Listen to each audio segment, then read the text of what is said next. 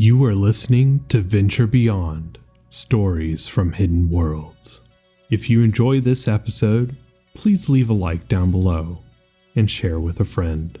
And, if you haven't already, subscribe to the show so you don't miss an episode or new series and updates. Welcome back to the dark future of the Bones of Night. Let's see what we can learn today about what happened to the crew. Can you solve the mystery of the Prospector? Number 11. Fraying Threads.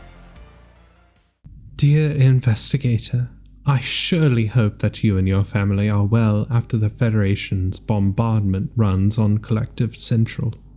I still can't believe the Federation slipped so many ships through Collective defenses. All Frontier Dynamics private security fleets have been recalled to fortify border defense, along with many other companies as well. I understand that there's been a push from CDFC intelligence to close this investigation, conclusive or not. I find it strange that they would move to stop when we are so close to the answers we have been looking for. Hell, the entire predicate for this war could turn out to be false, which could make for grounds to call for a ceasefire. I would think that would be the most desirable outcome for all parties involved. We are starting to recover more data now after a rather considerable delay. We are getting close to what the recovery team believes to be the end of the recorded log entries. Let us hope the answers we have been looking for reveal themselves soon. Respectfully, Margaret Aurelius, Director of Deep Space Mining Initiatives and Exploration, Frontier Dynamics Corporation, Interstellar. Mission Day 44. Engineering Chief David Madsen. We made it, but just barely. As soon as we slipped out of the threshold, the sublight flared up. We were able to divert enough heat from the primary heatsink to keep it from melting into slag. However, as a result of the bypass, we blew the heatsink on the escape shuttle and lost about a dozen shield modules. Honestly, it could have been so much worse. We are so lucky to be alive right now. I have Travis checking now, but we're probably looking at forging a new heatsink for the shuttle ourselves. We have the Lightforge equipment to do it. Unlike the primary, we'll just need the excavation team to send up some new materials from the dig. Some nickel and copper, and hopefully some gold and silver, if they can find it. I think we should be able to salvage some of the dynamium from the spent shield modules in the blown heatsink to get the rest of what we need. I just can't believe it worked. I'm sure Cap and the others are going to give me hell over the damage. Like they really care. We're unbelievably lucky that we made it at all. The ship, especially the reactor, is more vulnerable than it has ever been. But sure, lose it over an escape shuttle heatsink and some shield modules. When our luck does finally run out, it won't be my fault. Mission Day Unknown. Unknown crew member. Error retrieving personnel records. Please contact Frontier Dynamics Information Security Team. Rocketing through the stars, fighting pirates, hideous monsters, and the very elements themselves. Don't miss the next daring episode of Galaxies Beyond, with our hero, Captain Jack Wells, and his loyal oath-sworn Elfay warrior companion, Talia, as they venture deeper into the Forbidden Zone in search of a way for Jack to get back home to Earth. In today's episode, journey to the strange, troubled shores of Nebulon 4 as Jack rushes to save the charming Nebulan Princess Mina from the clutches of the savage Lord Razorclaw and his Vixery space pirate goons. Can Jack and Talia swoop in to stop the pirate lord from ravaging the innocent beauty? Or will his gang of thugs be too much for our intrepid hero? This shall be your end, Earthman. My space pirates are too much. Your defeat is inevitable. Beating the inevitable's what humans do, Razorclaw. Please, Jack, run. Save yourself. My people will find a way to survive. The pirates have no honor. They shall die like the animals they are. Jack, please answer me. Listen to Galaxies Beyond tonight at 6 p.m. on KVBS 99.1. Brought to you by Doohan Fuel. Give her all she's got. Mission Day 44. Executive Officer Kazuhiro Inaba. I don't know what the hell Madsen was thinking. Rigging up the shield matrix in the lander and the shuttle's heat sinks to the primary reactor heat sinks? We've got a major problem on our hands now. The escape shuttle is essentially useless until he fixes it. We have a huge hole in our deflector shield.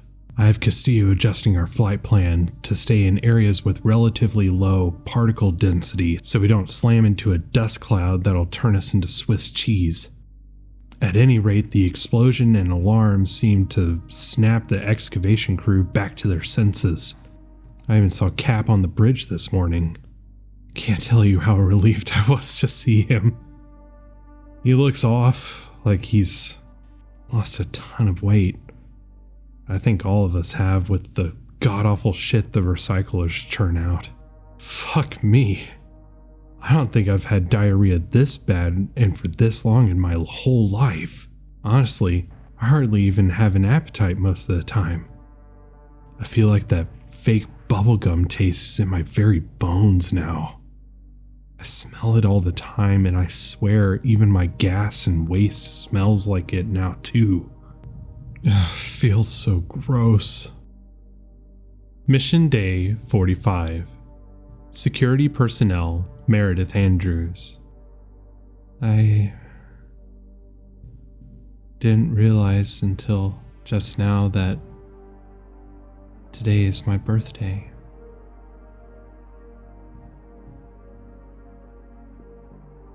It makes it 10 years since I've been back to Earth. Well, in our dimension's time. With time in the threshold, it's probably been easily twice that. I used to keep track of how many days I've spent there. But after I tallied a year, it just didn't seem to matter anymore.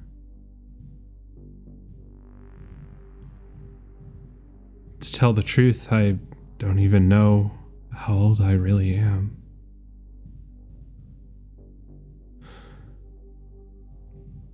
We spend sometimes months at a time in low aspect only to return to our own world nearly the same moment we left.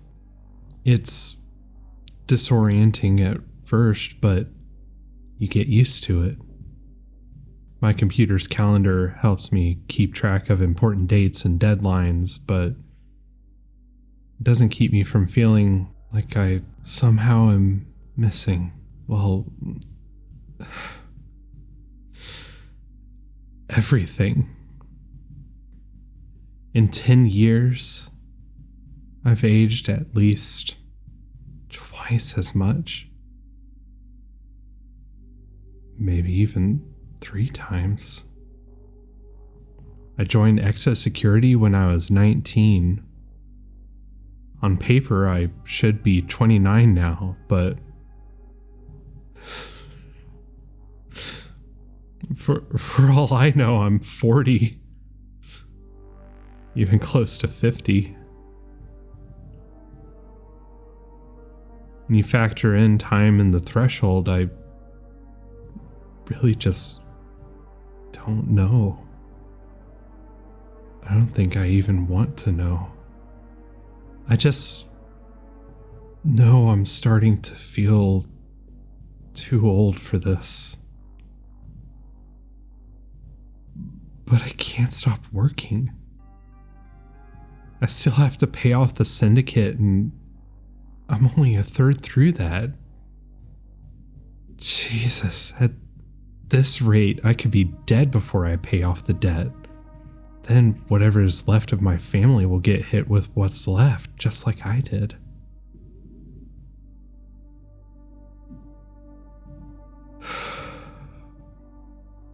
It's been 10 years in our universe's time since I've seen the sun.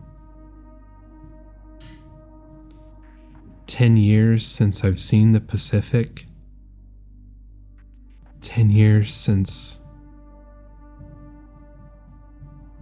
I've been to my parents' graves.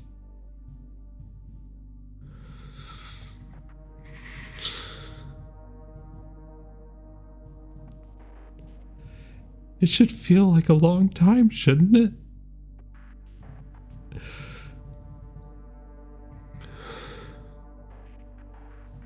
Somehow it just doesn't seem real.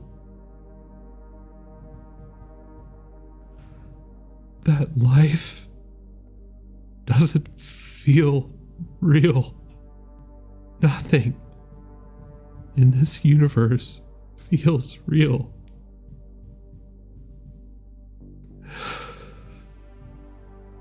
What does it say about me? That the plane where nothing really exists, that shows us nothing but nightmares,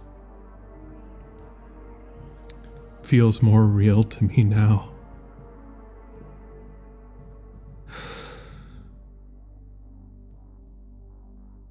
I really need a drink.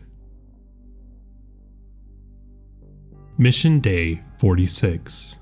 Flight Officer Dean Castillo. We have officially entered the LQI 8779 binary star system. Sensors are flooding with new data, and I am saving everything. After the payday I get from all the scans from this untouched system, I might be able to take a fat vacation. There's so much interesting stuff here. Gamma, the planet whose satellite we are plotted for, looks like it might have been a captured rogue planet, or suffered a catastrophic impact at some point. Its orbital plane around the stars is wildly eccentric and inclined, almost perpendicular to the other planets in the system. From these calculations, including observations from the initial probe, it looks like it passes very close to Beta 1 and 2. Maybe one of the two was the original Gamma, or maybe they were once the same planet that was broken up by Gamma. I don't know, but I bet astrophysicists will be modeling this for decades. There's so many resources here just waiting to be mined. This system is a fucking gold mine, and we're the first here. Wonder if Cap gets naming rights since it's the first manned voyage. Regardless, this system is bound to get pretty busy soon.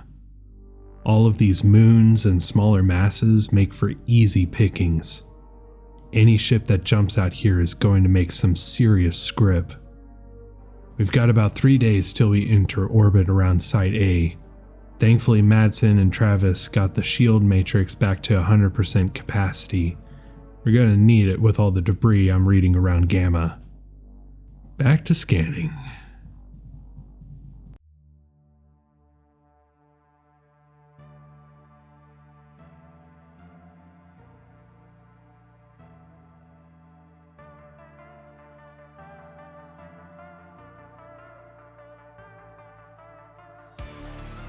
Special thanks to Fulfill Your Destiny for being a paid subscriber on Substack. Your contribution makes this show possible, and I cannot thank you enough for your support.